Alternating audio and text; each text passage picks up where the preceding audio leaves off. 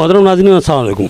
मैं इस वक्त वादी मदीना के पास ठहरा हूँ। जैसा कि मैंने इससे पहले भी बताया था आपको और दोबारा दोहरा रहा हूँ कि ये एक लेआउट कॉलोनी है। इससे पहले निज़ामाबाद में मुस्लिम इलाकों में सिर्फ दो कॉलोनियाँ लेआउट थे, एक आटो नगर और दूसरा टेलीफोन कॉलोनी, और दोनों ही गवर्नमेंट कॉलोनियाँ हैं और गवर्नमेंट से जो सो ये लेआउट करवा कर जो मंजूर करवाए गए थे कॉलोनियाँ ये।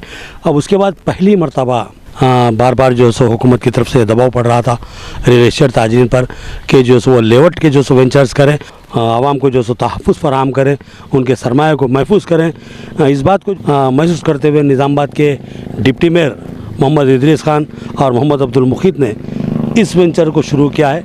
ये वेंचर बहुत ही अहमियत का हामिल है और इस पर गौर करने की ज़रूरत है और इसको एक बार आकर देखने की ज़रूरत है। इस वेंचर की खुसूसियात क्या है, जब तक आप यहाँ पर आकर देखेंगे नहीं, इस जो अहमियत को आप महसूस नहीं कर सकेंगे, इसकी खुसूसियत को महसूस नहीं कर सकेंगे। और यहाँ पर ख़ास बात यह है कि जिस जगह मैं ठहरा हुआ हूँ ये वादी मदीना को जाने वाली एक खुसूसी रोड है जो बीटी रोड है।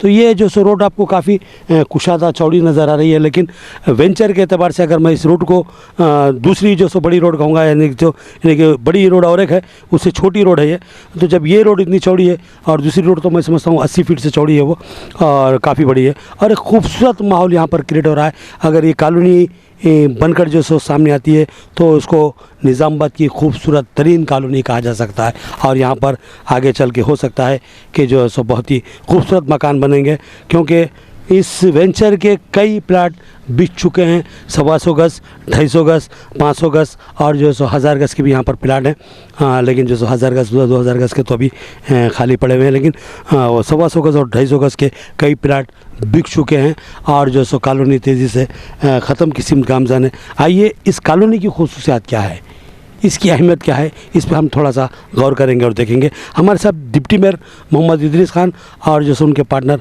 मोहम्मद अब्दुल मुखीत भी है।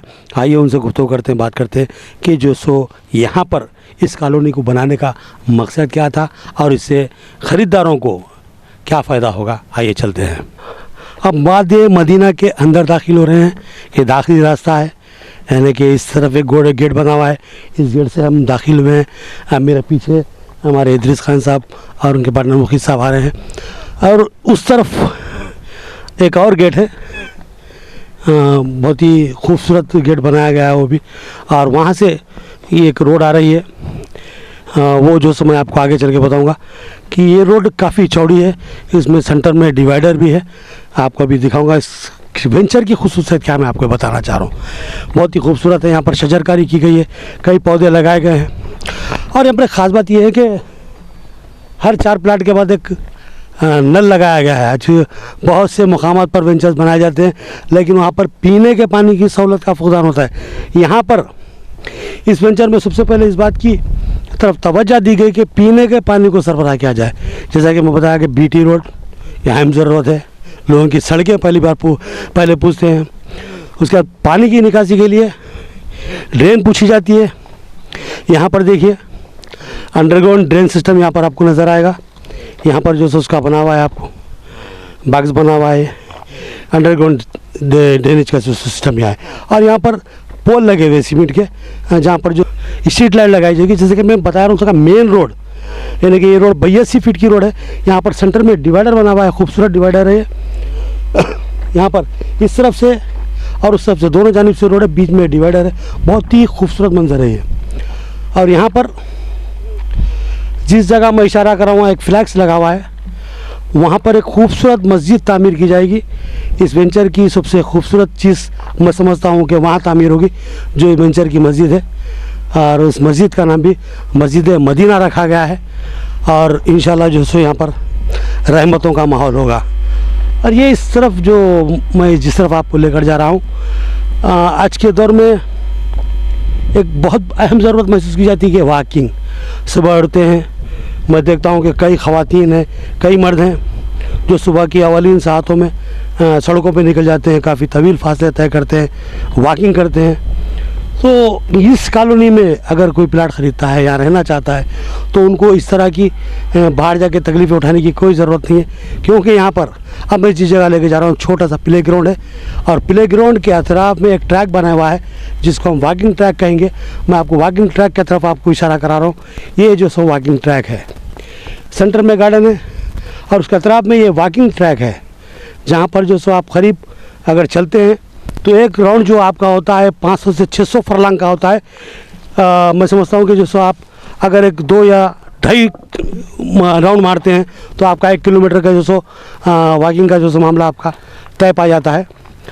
और यहाँ पर बच्चों के खेलने के लिए खूबसूरत पार्क बनाया गया है। यहाँ पर बड़ों के लिए भी और बच्चों के लिए भी एक साथ सहूलतें फराहम की जा रही है। इतनी खूबसूरत जो सो ये वेंचर है ये। और अतराफ में आप जहाँ तक जाएंगे नज़र जाएंगे आपको बाउंड्री वाल नज़र आएगी और ये बाउंड्री वाल आपके इस वेंचर की हिफाजत के लिए। और यहाँ पर सबसे अहम चीज़ जो हिफाजती निज़ाम यहाँ पर लगाया गया, ऊपर जो सो खारदार तारे लगाई गई है बाउंड्री के ऊपर और वहाँ पर एक अलार्म सिस्टम है। अगर यहाँ पर कोई दीवार फांद के अंदर आने की कोशिश करता है तो यहाँ पर खुद ब खुद जो अलार्म लगे हुए बजने लगते हैं, उस वक्त तक बजते लगते हैं जब तक जो सो यहाँ का चौकीदार या जो सो वेंचर का कोई जिम्मेदार आके उसको बंद ना कर दे, वो अलार्म बजते रहता है।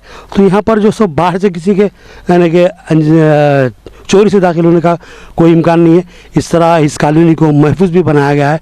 आइए इस ताल्लुक़ से हम इदरीस खान साहब से बात करते हैं कि ऐसी खूबसूरत और महफूज कॉलोनी बनाने का उनके जहन में क्यों आया और लेआउट की तरफ उन्होंने तवज्जो क्यों दी। आइए छोटी छोटी बातें हैं जिस पे हम उनसे गुफ्तगू करेंगे और जवाब हासिल करेंगे। मोहतरम नाज़रीन, जैसे कि मैंने अभी बताया था कि मैं इस वेंचर के मालिक हमारे निज़ामाबाद के डिप्टी मेयर जनाब मोहम्मद इदरीस खान साहब से आपकी बात कराऊंगा और उनसे कुछ सवाल करूंगा इस वेंचर को लेकर। तो आइए हम बात करते हैं उनसे। हमारे इदरीस साहब, ये जो वेंचर आप बनाए हैं, अक्सर देखा गया आप भी इससे पहले आप रियल एस्टेट का कारोबार करें, बहुत से वेंचर्स आपने किए, लेकिन ये पहली मरतबा इस वेंचर को आपने लेआउट करवाया है। तो लेआउट कराने की वजह क्या थी?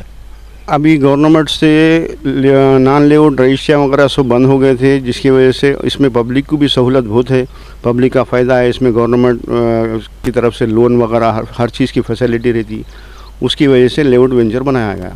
मुस्लिम माइनॉरिटी एरिया में पहला वेंचर है, जो इससे पहले लेआउट कॉलोनी टेलीफोन कॉलोनी थी। अब ये उसके बाद कम से कम 15-20 साल के बाद पहली मरतबा वेंचर बनाया।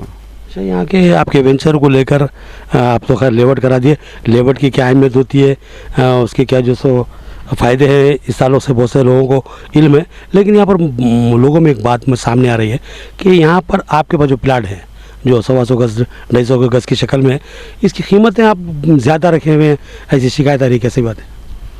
नॉन लेआउट को और लेआउट को कम से कम 1000-2000 का फ़र्क रहता है, क्योंकि हम ये पूरी गेटेड कॉलोनी बनाए जो सोलर सिस्टम से बनी हुई है, करंट की पूरी वायरिंग है, अंदर चोरी का डर नहीं है आपको और ट्रैफिक का कोई प्रॉब्लम नहीं, क्योंकि गेटेड कॉलोनी है।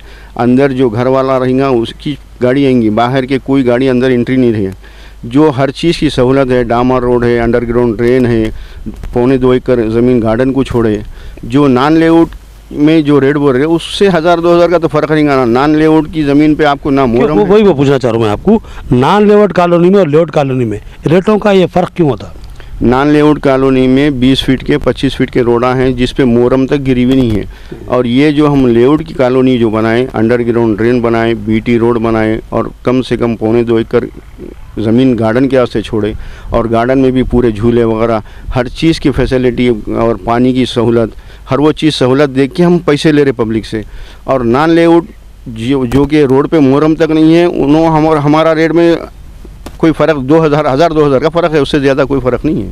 1000-2000 का फ़र्क है, लेकिन जो सो प्रोपेगेंडा इस अंदाज में किया जा रहा कि यहाँ की कीमतें बहुत ज़्यादा है, यहाँ प्लाट नहीं ले सकते लेआउट कॉलोनी के नाम पे जो सो ज़्यादा। मैं मोहतरम नाज़रीन, यहाँ पर इदरीस खान साहब जो बताने की कोशिश करे तभी इन्होंने हवाला दिया, अगर आप लेआउट कॉलोनी में प्लाट खरीदते हैं तो इसकी रजिस्ट्री जल्दी आती है? बिल्कुल, आप 2 दिन में हों दो, जब बोलिए अब रजिस्ट्री होती। जो जीपी से रजिस्ट्रियाँ नहीं हो रहे, जो 9 महीने से आज तक रुके हुआ है, अल्हम्दुलिल्लाह आज आप प्लाट का बयाना दीजिए, कल आप रजिस्ट्री कर ले सकते हैं। अल्हम्दुलिल्लाह रजिस्ट्रियाँ वगैरह हर चीज़ चालू होगी इसमें। मोहतरम नाज़रीन, यहाँ पर एक बात जो डाउट था लोगों के जहन में, मैं पूछा, मुझे मालूम है कि लेआउट कॉलोनी का रजिस्ट्रेशन जल्दी हो जाता है, जो रजिस्ट्रियाँ रुक रही हैं कि आप जो सो इलीगल जो सो आपके जो वेंचर्स है वहाँ तो रेस्टियाँ रुकेंगी। यहाँ लेआउट कॉलोनी में रुकने का सवाल ही नहीं है, क्योंकि गवर्नमेंट अप्रोड जो सो कॉलोनी होती है ये, यहाँ पर जो सो रुकने का सवाल है। दूसरी चीज़ उन्होंने भी बातों के दौरान जो हमारे इदरीस साहब ने कहा कि इससे बैंक लोन मिलता है।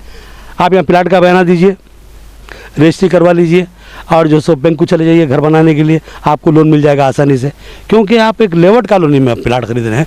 और यहाँ पर जो सो आसानी आप प्लाट खरीदने के बाद जो सो लोन लेके जो सो मकान तामीर कर ले सकते हैं। बहुत बड़ी सहूलत है, उन्होंने तवज्जो दिलाई, मगर उन्होंने सरसरी अंदाज में कहा था, मैं आपको तफसील बता दिया, ये बहुत बड़ा फ़ायदा है।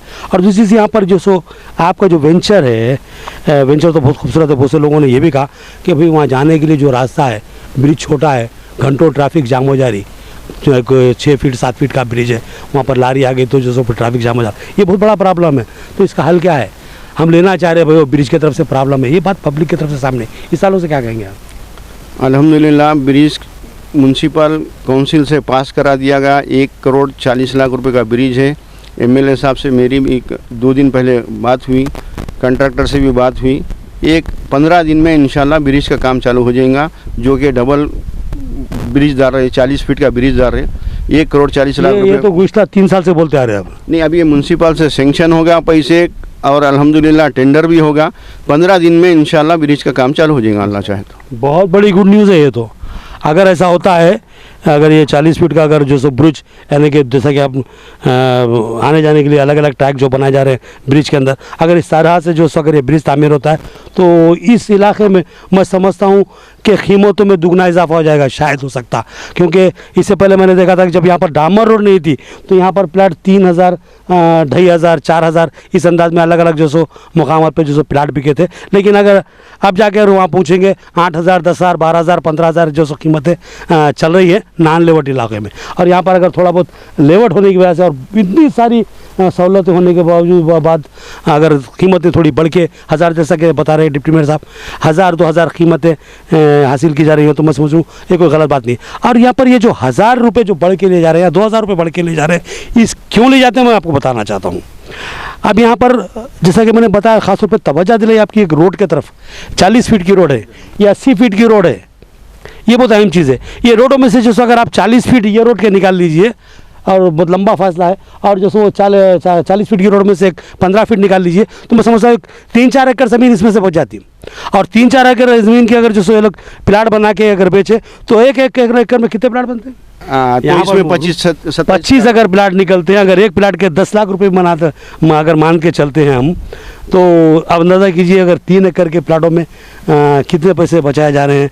वो पैसा इन्होंने रोडों में लगा दिया, गार्डन के लिए लगा दिया। अगर ये पैसा थोड़ा बढ़ के लेते हैं तो मैं समझता हूँ कोई गलत बात नहीं है, क्योंकि ये एक बहुत बड़ा फ़ायदा है पब्लिक के लिए। 40 फीट की कुशादा सड़कें, 80 फीट की कुशादा सड़क और ख़ूबसूरत गार्डन, बच्चों के लिए खेलने के लिए जो सो यहाँ पर झूले वगैरह, फिर जो सो एक वॉकिंग ट्रैक, जहाँ ये हर तरह की जो सो सहूलतें जो फराहम की गई हैं, इसको हम आसानी से नज़रअंदाज नहीं कर सकते। मैं ये नहीं कहूँगा कि आप आओ यहाँ पर जो सो वादी मदीना में प्लाट खरीदो, मैं ये कहूँगा कि आप एक बार ज़रूर आओ, इन प्लाटों का जायज़ा लो। अगर आपको समझ में आता है तो यहाँ पर प्लाट खरीदो। मेरा जो सो आपसे यही मशवरा है। आप कुछ कहना चाहेंगे हमारे नाज़रीन के लिए? जो लेआउट वेंचर नॉन लेआउट के रजिस्ट्रियाँ नहीं हो रहे, जिसकी वजह से लेआउट वेंचर बनाया गया, इसमें बैंक की फैसिलिटी है और हर वो चीज़ की। निज़ामाबाद में पहली मरतबा इतना खूबसूरत वेंचर बना। लेआउट नॉन लेआउट तो बहुत बने, मगर ये निज़ामाबाद की तारीख़ी वेंचर है, जो बाउंड्री वाल गेटेड कॉलोनी है, सोलार सिस्टम से बनाई गई, और पूरी बीटी रोडा, अंडरग्राउंड ड्रेन और पानी की सहूलत, गार्डन की सहूलत, हर वो चीज़ की सहूलत के साथ हम लोग ये वेंचर चालू करें। इंशाल्लाह माल भी बिक रहा है, अल्हम्दुलिल्लाह, अल्लाह का शुक्र है। और जो लोगों को अगर ऐसे वेंचर में एकदम पीछे पहाड़ है, पानी तालाब है, पानी का कोई दिक्कत नहीं है, हर चीज़ की फैसिलिटी है अल्हम्दुलिल्लाह। और ब्रिज का भी इंशाल्लाह 15 दिन के अंदर इंशाल्लाह काम चालू हो जाएगा।